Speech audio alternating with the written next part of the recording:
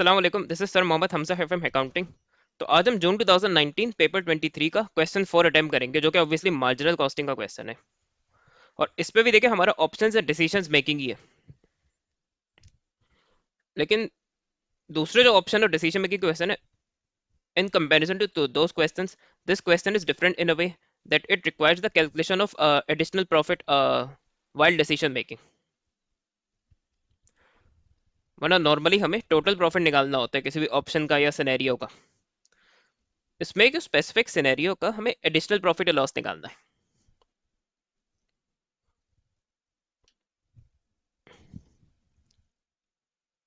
Ethan owns a factory which produces hand painted pots. The factory employees receive pays for payments. ये भी हम part अभी attempt करेंगे, लेकिन पहले हम कैलकुलेशंस के पार्ट अटेम्प्ट करेंगे और उसके बेसिस पे जो डिस्कस या एडवाइस वाला पार्ट होगा। The following budgeted information is available for the year ending 30 जून 2020। तो ये एनुअल इन्फॉर्मेशन है। सेल्स 12 पर यूनिट, ये सेलिंग प्राइस है प्रोबेबली।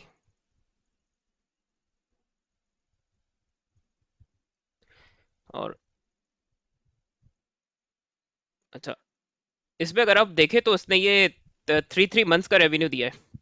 तो ऑब्वियसली अगर जून 2020 में ईयर एंड हो रहा है, तो वो 1 जुलाई 2019 से स्टार्ट हुआ होगा।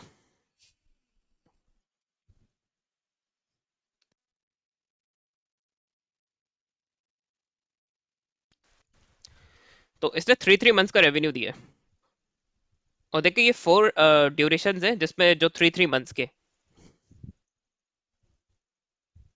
तो इसने ये क्वार्टरली बेसिस पे रेवेन्यू दिया है।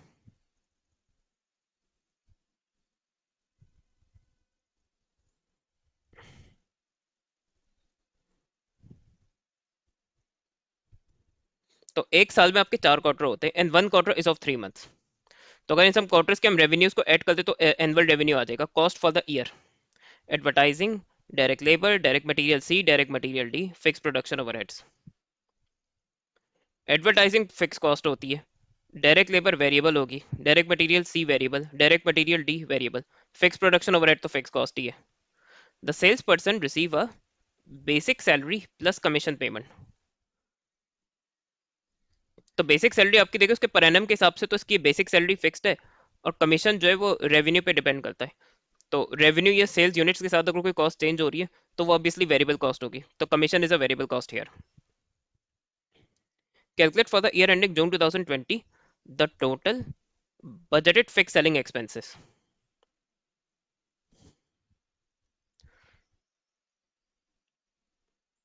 तो एडवर्टाइजिंग देके प्रोडक्ट की सेल्स को इंक्रीज करने के लिए की जाती है। तो इसमें एक तो एडवर्टाइजिंग आएगा,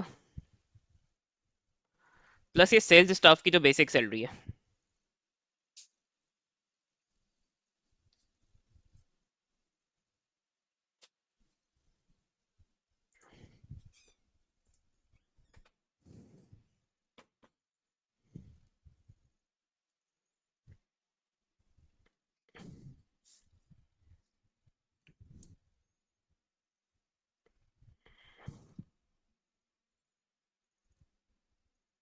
तो ये आपका सिंपली हो जाएगा एडवर्टाइजिंग 24,000 और बेसिक सैलरी 51,000।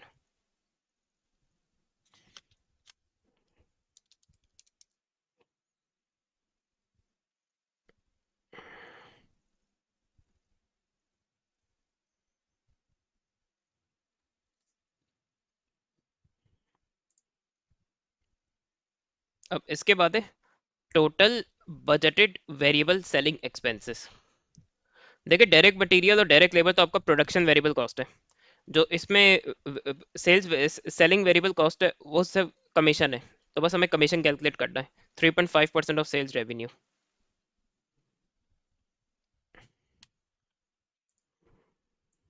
तो इसका एनुअल रेवेन्यू निकाल लेते हैं, 171 प्लस 171 प्लस 186 प्लस 192।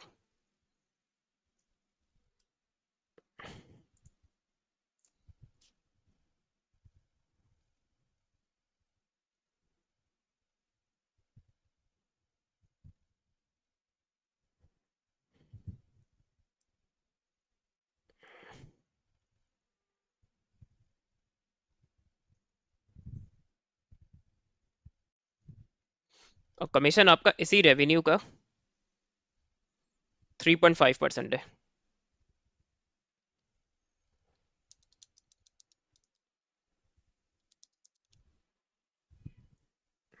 25,200।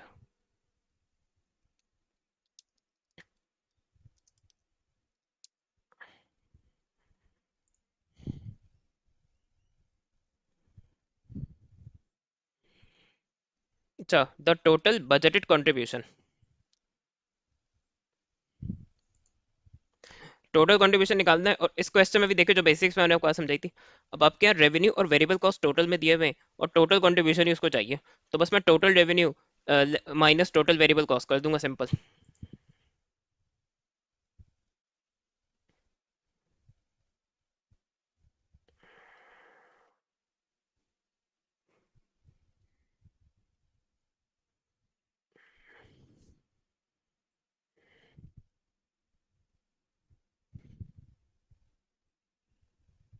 इस पे से कमीशन माइनस कर देंगे।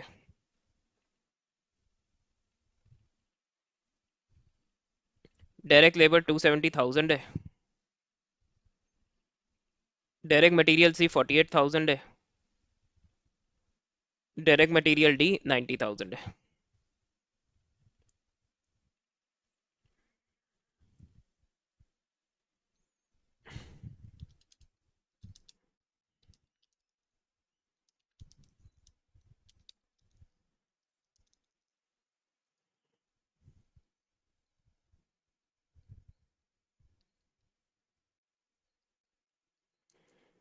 तो ये हो गया 286,800।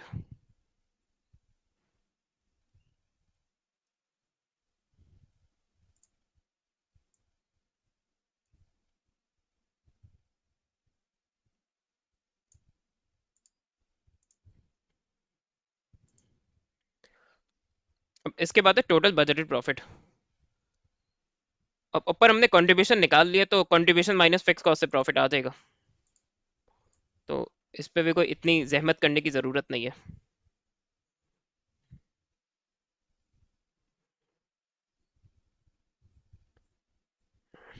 एक चीज़ तो हमने निकाल ली कि इस पे से ही फिक्स सेलिंग एक्सपेंस माइनस होगा, जिसमें आपका एडवर्टाइजिंग और बेसिक सैलरी सेल्स स्टाफ की इंक्लूडेड है। अब सिर्फ फिक्स प्रोडक्शन ओवरहेड माइनस हो जाएगा। तो प्रीवियस कुछ पार्ट्स अपने उसने करवा के ना, उसने आपके लिए टोटल कंट्रीब्यूशन और प्रॉफिट निकालना इनफैक्ट कन्वीनियंट कर दिया है।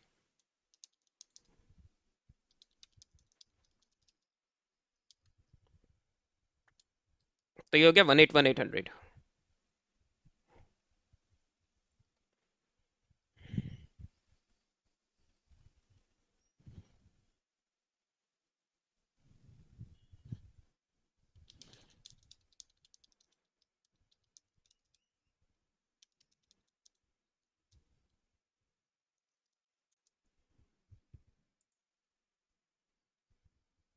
तो ये देखिए कुछ पार्ट्स उसने आपको इसलिए दिए कि अगर आपसे आगे ऑप्शन में मिस्टेक्स हो जाएं और आपको सिर्फ पास होना है पेपर में, तो एटलीस्ट आप इन पार्ट्स के जरिए एग्जाम क्लियर कर सकते हैं। इवन ये इसने piece for payment of production, ये भी इसने बहुत इजी थ्योरी पूछी है। लेकिन अब जो ऑब्वियसली रियल चैलेंज और रियल डील इस क्वेश्चन का वही है। Ethan has received an order directly from a customer.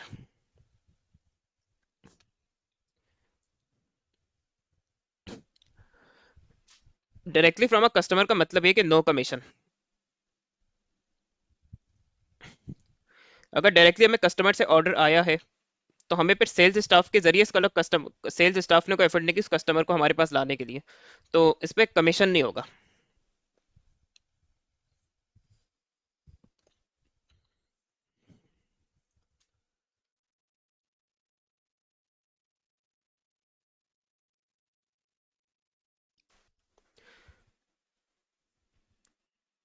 जिस तरह मैं अपनी भी एग्जांपल देता हूँ, जैसे पास में मैंने जो ट्यूशन एकेडमीज होती हैं या इंस्टीट्यूशंस होते हैं, उनके जरिए उन्होंने जब स्टूडेंट्स रेफर किए और उनकी मैंने अगर जैसे ऑफर्स एक्सेप्ट की, तो उसमें मुझे जो फर्स्ट मंथ की फीस है उसमें से इंस्टीट्यूशन या एकेडमी को कमीशन देना पड़ता था। लेकिन अगर कोई स्टूडेंट जैसे डायरेक्टली मुझे स्टूडेंट ने खुद या उनके पेरेंट्स ने खुद अप्रोच किया है, और फिर ट्यूशन ये फाइनलाइज हो गई, तो फिर उस पर मुझे कोई कमीशन नहीं देना पड़ा, क्योंकि वो डायरेक्ट लिंक था मेरे और स्टूडेंट के बीच में। For an additional 50,000 pots at a selling price of 8 per pot. The order is to be delivered in November 2019. The information is relevant to this. The following information is relevant to this order. The existing labor force can produce a maximum of 70,000 pots each year. Additional temporary labor can be hired at 5.25 per unit. The current supplier can only guarantee the material prices for a maximum of 70,000 pots. To purchase extra material seed to produce any units in excess of 70,000, the cost will increase by 5% and the cost of material will increase by 2%. There is sufficient space in the factory to produce the order. तो factory में तो capacity है, लेकिन labour जो है वो 70,000 units pot से ज़्यादा प्रोड्यूस नहीं करेगी। अगर एडिशनल पॉट्स हम प्रोड्यूस करते हैं तो उसके लिए हमें एडिशनल लेबर हायर करना पड़ेगा। और उस बियॉन्ड 70,000 पॉट्स अगर हम सप्लायर से मटेरियल परचेज करते हैं तो उन एडिशनल यूनिट्स पे हमें एक्स्ट्रा मटेरियल कॉस्ट बेयर करनी पड़ेगी। नॉर्मली तो ऐसे सिनेरियोज में आपका स्पेसिफिक सिनेरियो का टोटल प्रॉफिट या लॉस निकलवा लेते हैं, लेकिन अगर आप यहाँ देखें तो एडिशनल प्रॉफिट और loss made on this order, marks भी उसने ज़्यादा दिए हैं क्योंकि थोड़ी सी एफर्ट भी ज़्यादा है इसमें, वही थोड़ा सा टेक्निकल पार्ट भी है। अब यही एडिशनल प्रॉफिट और लॉस निकालने के दो मेथड्स होते हैं, मैं दोनों से करके दिखाऊंगा। तो पहले एक मैं इजियर मेथड से करके दिखाऊंगा जिसपे थोड़ा सा टाइम तो जो थोड़ा सा टाइम कंज्यूमिंग तो होगा, लेकिन उसमें आप लोग के सिली मिस्टेक के चांसेस कम होंगे, उसमें मार्क्स स्कोर करने के आप लोग के चांसेस भी ज़्यादा होंगे। फिर एक सेकंड मेथड है जो कि थोड़ा डायरेक्ट मेथड है, लेकिन it needs to be done quite carefully and chances of silly mistake in that second method are higher. So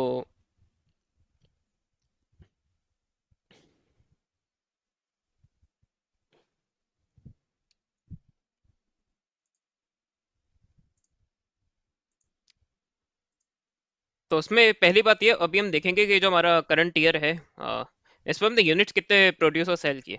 हम मार्जिनल में production is equal to sales की एजम्पशन होती है, तो इसने अभी यूनिट्स कितने इस ईयर में बनाए ये हम इजीली कैलकुलेट कर सकते हैं।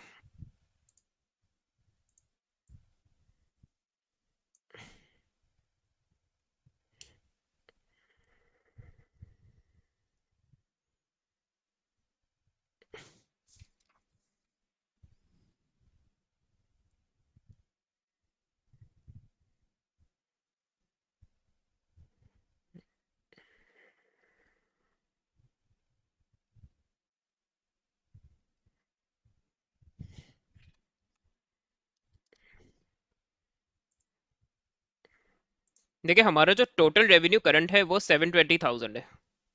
अगर मैं अपने करंट रेवेन्यू को सेलिंग प्राइस पर यूनिट से कर दूं जो कि 12 है, तो मेरे सेल्स यूनिट्स आ जाएंगे। तो अभी करंट हमारे जो सेल्स यूनिट्स है वो 60,000 यूनिट्स है, और ये जो एडिशनल ऑर्डर एक्सेप्ट करेंगे अ, इसके एडिशनल 15,000 यूनिट्स हैं।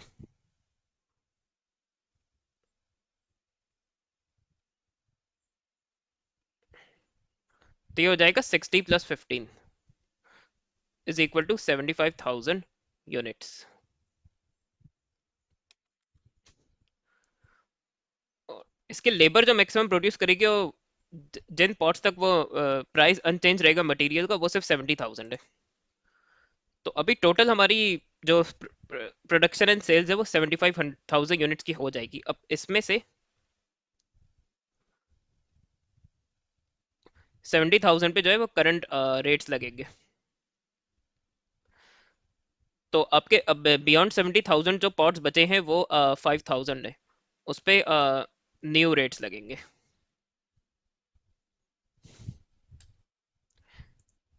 और बाकी देखिए इसमें सेलिंग प्राइस पर यूनिट दिया हुआ है, पता चल गया कि हमारी 60,000 यूनिट्स है, तो मटेरियल सी के लिए हो जाएगा 48,000 divide by 60,000,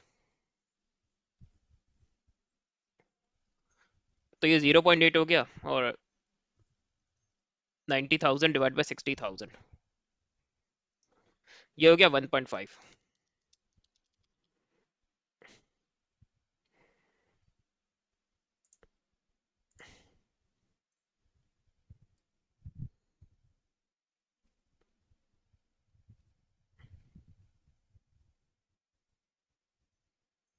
direct material C 0.8, direct material D 1.5।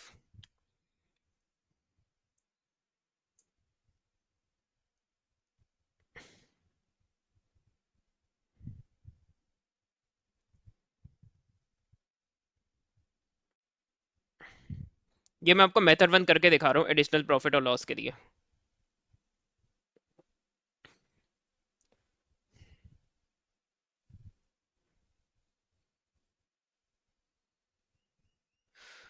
तो इसमें ये होगा कि पहले हम टोटल प्रॉफिट ही निकालेंगे जो सिचुएशन गिवन है उसका, और फिर उसका और प्रीवियस प्रॉफिट के कंपैरिजन से हम एडिशनल प्रॉफिट या लॉस निकाल लेंगे। तो 60,000 यूनिट्स तक का तो रेवेन्यू 720,000 है, और जो 15,000 यूनिट्स है तो उसकी सेलिंग प्राइस पर यूनिट 8 है, उसको 15,000 से करा देंगे। देखिए 60,000 यूनिट्स का दोबारा रेवेन्यू निकालने की जरूरत नहीं, क्योंकि उस पर प्राइस अनचेंज रहेगा।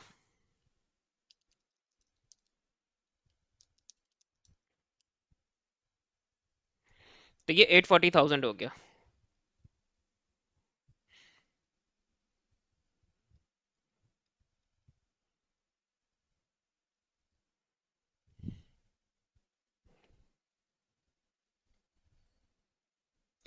क्योंकि जो न्यू जो एडिशनल 15,000 यूनिट्स है उस पर कोई कमीशन नहीं, वो भी करंट यूनिट पे, तो कमीशन जो करंट है वही आ जाएगा 25,200।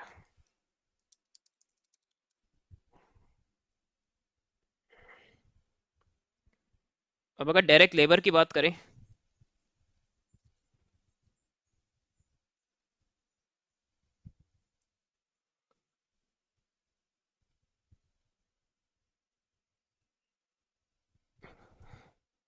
तो अब यहाँ थोड़ा सा ट्रिकी होगा, रेवेन्यू से थोड़ा गेम डिफरेंट होगा।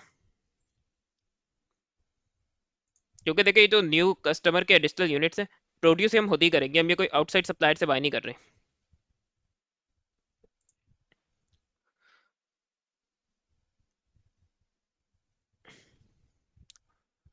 तो even direct labour per unit भी निकाल लेना चाहिए, वो हमें काम ही आएगा।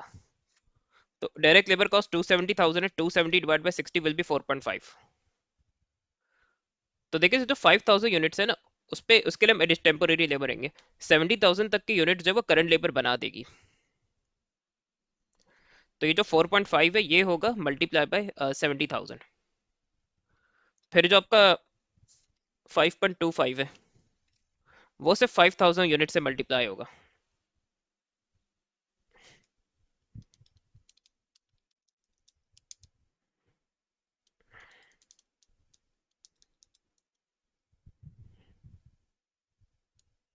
तो ये हो गया 341,250।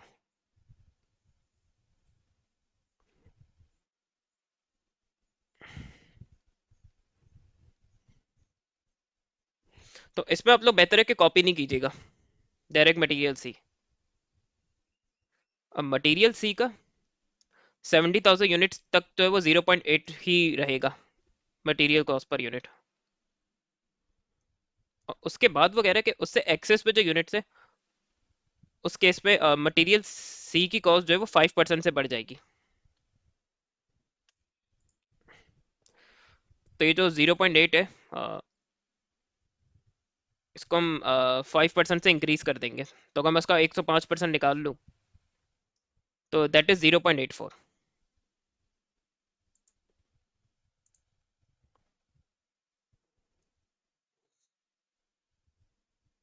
ये मैं मेंशन भी कर देता हूँ, डीएमसी न्यू वो है 0.84। इसी तरह डायरेक्ट मटेरियल डी भी निकाल लेते। मटेरियल डी की कॉस्ट जो है वो 2% से बढ़ जाएगी।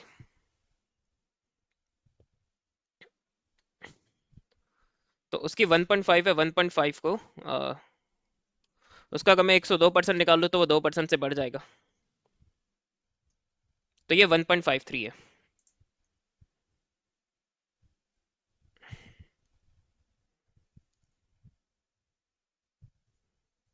अब थोड़ा सुकून से हम कर सकते हैं इसको। तो 0.84 मल्टीप्लाई होगा सिर्फ 5,000 यूनिट से।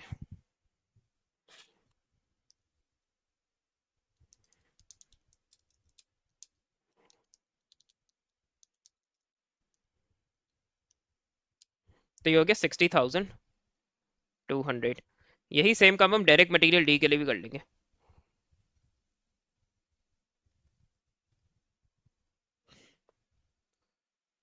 तो 1.5 जो है 70,000 यूनिट्स तक रहेगा, उसके बाद जो 5000 यूनिट्स है उस पर 1.53 लगेगा।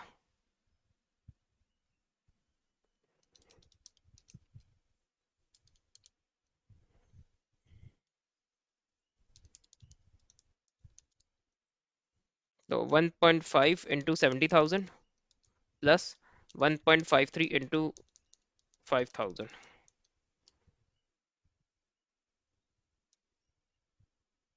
तो ये हो जाएगा 112650। कमीशन हो गया, डायरेक्ट मटेरियल, डायरेक्ट लेबर, और कोई वेरिएबल कॉस्ट है नहीं।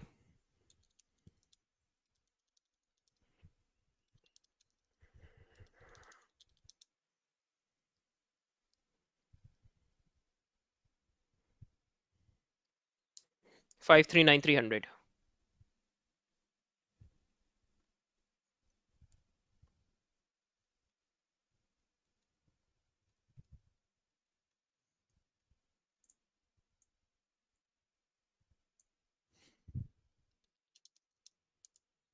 तो टोटल कंट्रीब्यूशन है 300 700।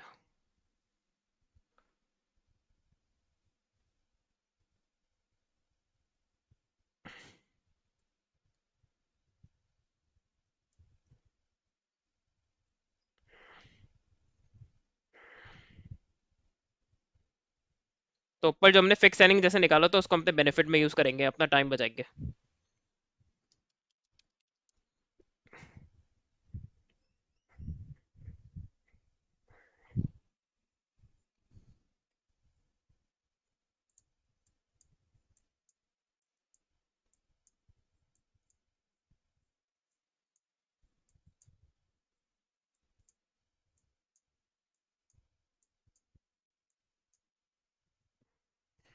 ये हम 75,000 ले लेंगे और फिक्स्ड ओवरहेड्स।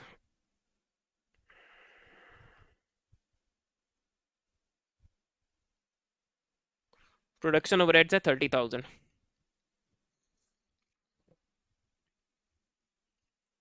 तो इस सिनेरियो के साथ कोई फिक्स कॉस्ट पे चेंज नहीं आ रहा, तो ये एज इट इज आ जाएगा 105,000।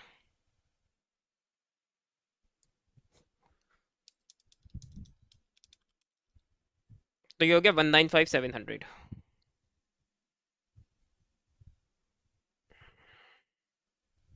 लेकिन हमारी ये टोटल प्रॉफिट पे बात खत्म नहीं हो जाती।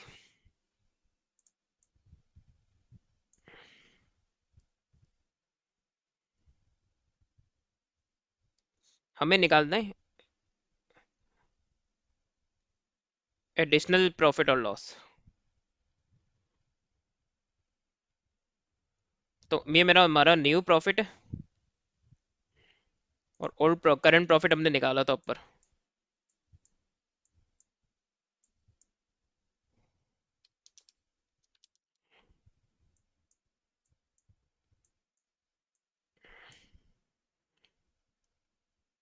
माइनस,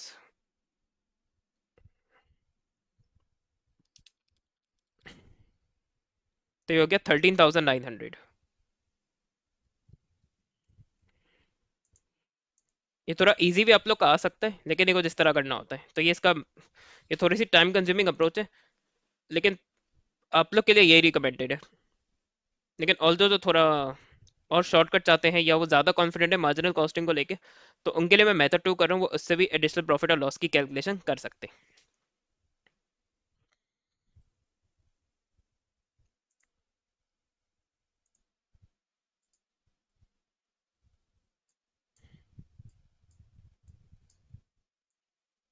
और सेकंड मेथड से भी हमारा यही आएगा, एडिशनल प्रॉफिट या लॉस। एडिशनल प्रॉफिट है अभी तो।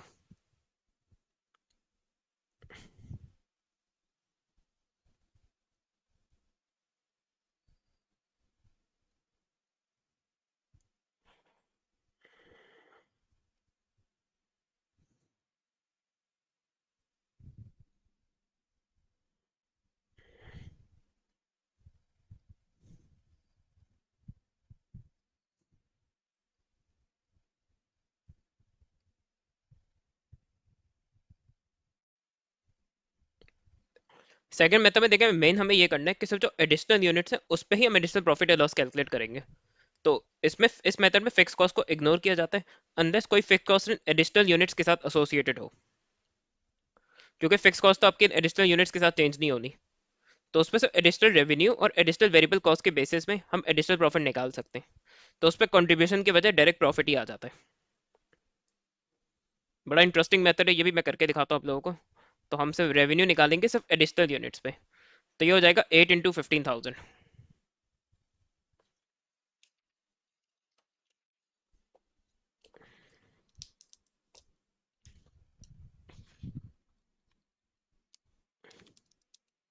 तो ये हो गया 120,000। और इस पे से लेस कॉस्ट लिखे। अब जैसे इस पे डायरेक्ट लेबर है, लेकिन इस पे भी देखिए थोड़ा ट्रिकी क्या है कि इस कस्टमर के जो 10,000 यूनिट्स है ना, वो विद इन नॉर्मल वो विद इन नॉर्मल कंडीशन आते हैं, यानी वो आपका लेबर जो है वो करंट रेट पे ही बना देगी। लेकिन इसी ऑर्डर के जो 5,000 यूनिट्स हैं वो बियॉन्ड कैपेसिटी हो जाते हैं, तो उस पे फिर नए रेट्स लगेंगे। तो इस पे भी थोड़ा एहतियात करनी है। हाँ, ये थोड़ा सा ट्रिकी पार्ट है, क्वेश्चन है, तो आसान भी आ सकता है। देखिए, तो 4.5 करंट डायरेक्ट लेबर का रेट है, वो लगेगा इसके 10,000 यूनिट्स पे। और फिर इसका जो 5.25 का रेट है वो लगेगा 5,000 यूनिट्स पे।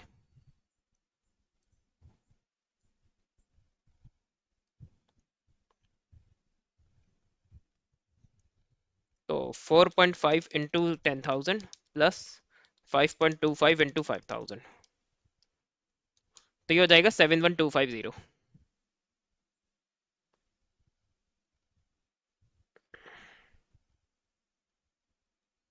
इसके बाद है डायरेक्ट मटेरियल सी। मटेरियल सी का जो करंट रेट है वो 0.8 है। तो 10,000 यूनिट्स पे करंट रेट लगेगा, और जो इसका अपडेटेड रेट है 0.84, वो लगेगा सिर्फ 5,000 यूनिट्स पे।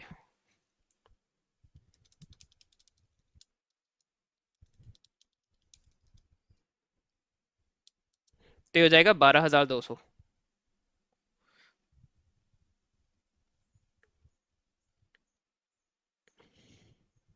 यही सेम चीज डायरेक्ट मटेरियल डी के लिए होगी। इसका करंट रेट 1.5 है, 10,000 यूनिट्स तो उसी में मैनेज हो जाएंगे। लेकिन इसके बाद जो 5,000 यूनिट्स हैं वो बियॉन्ड कैपेसिटी है, तो उस पे 1.53 इंटू 5,000,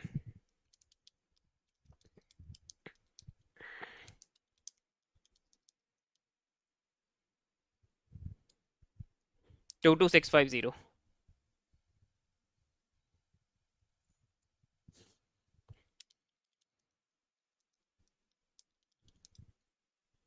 अच्छा, कमीशन पे इसलिए नहीं आएगा क्योंकि कमीशन आपका वो जो करंट सेल्स है उसी पे, इस न्यू और कस्टमर का जो ऑर्डर है, क्योंकि कस्टमर ने हमें डायरेक्टली ऑर्डर किया तो इस पर कोई कमीशन कैलकुलेट नहीं होगा। तो ये हो गया 106,100।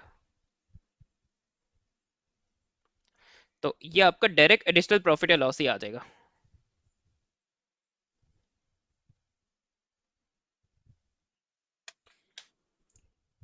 अब इसमें मैं आप लोग को दिखाता हूँ एक चीज। 120,000 माइनस 106,100, सो 13,900 देख लो आप लोग के सामने।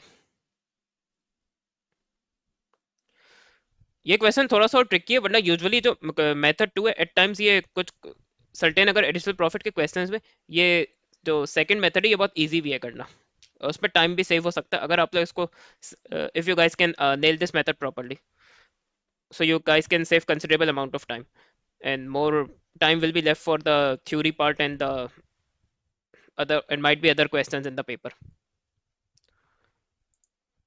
तो ये देख लीजिए।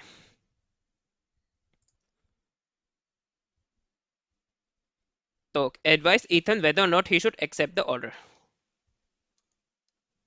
justify runs are taking into account both financial and non financial factors।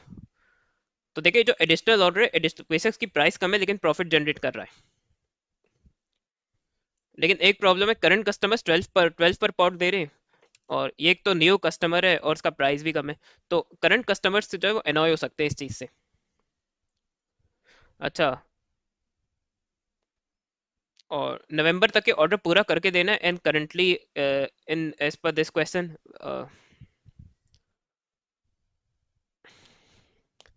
तो इतने टाइम में हो सकता है लेबर हायर ना हो पाए, लेबर को हायर करने में टाइम लगता है।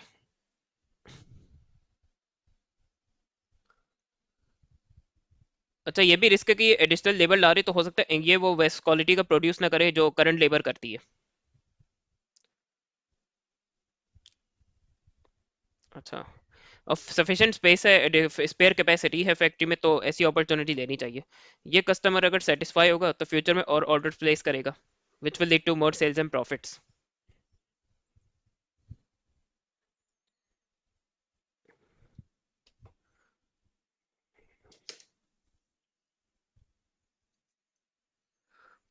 अच्छा, और फिर इस एडिशनल ऑर्डर की वजह से कोई फिक्स कॉस्ट में इंक्रीज नहीं है।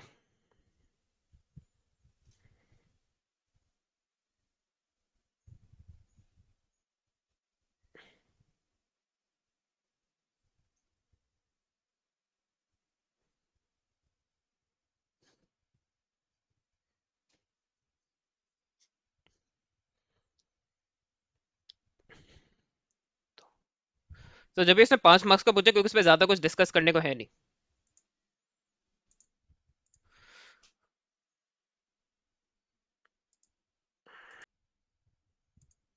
तो ये देखिए एडिशनल प्रॉफिट है, सारे पॉइंट जो मैंने आपसे डिस्कस किए थे वो यहाँ मेंशन कर दिए। एक चीज है कि अगर तो आपका ऑर्डर डिले हो सकता है हमारा, अगर लेबर की हायरिंग में टाइम लग गया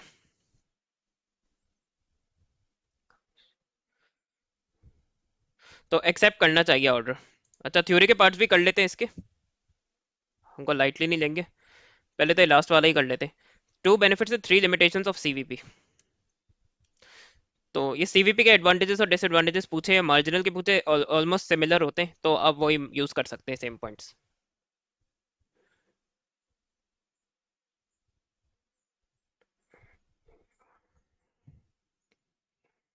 ब्रेक इवन पॉइंट आइडेंटिफाई हो जाता है। प्रॉफिट और लॉस है डिफरेंट लेवल्स ऑफ आउटपुट। तो प्रॉफिट वॉल्यूम चार्ट या सीवीपी चार्ट होता है वो भी है, मार्जिनल कॉस्टिंग भी है, ये प्रॉफिट एंड लॉस है डिफरेंट लेवल्स ऑफ आउटपुट। अब लिमिटेशन ये इसकी और मार्जिनल की भी, selling price per unit constant, which is not the case. और देखिए कोई चीज पर यूनिट या टोटल में कांस्टेंट रहती है तो आपको क्लियरली मेंशन करना है कि पर यूनिट में कांस्टेंट रहती है या टोटल में।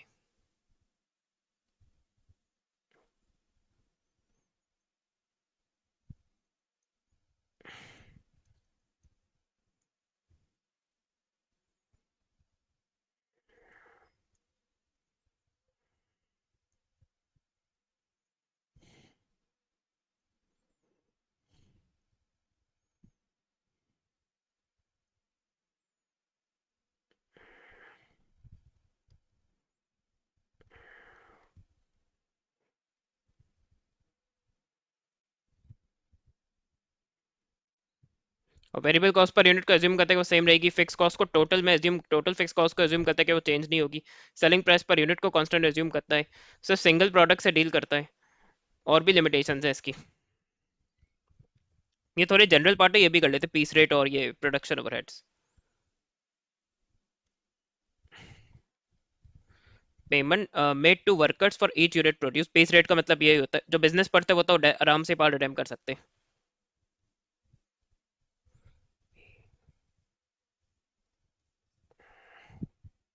Explain what is meant by production overheads.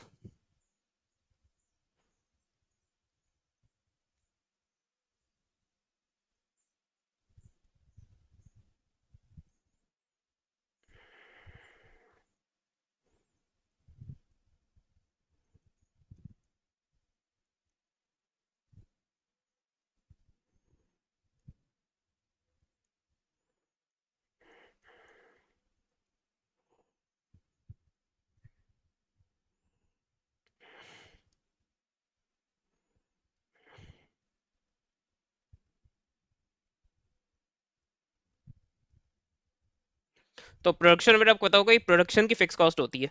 तो ऑब्वियसली ये वो प्रोडक्शन की फिक्स कॉस्ट प्रोडक्शन यूनिट्स के साथ चेंज नहीं होगी, या डायरेक्टली प्रोडक्शन यूनिट्स के साथ चेंज नहीं होगी, वेरी नहीं करेगी, ये आपका प्रोडक्शन ओवरहेड्स होता है।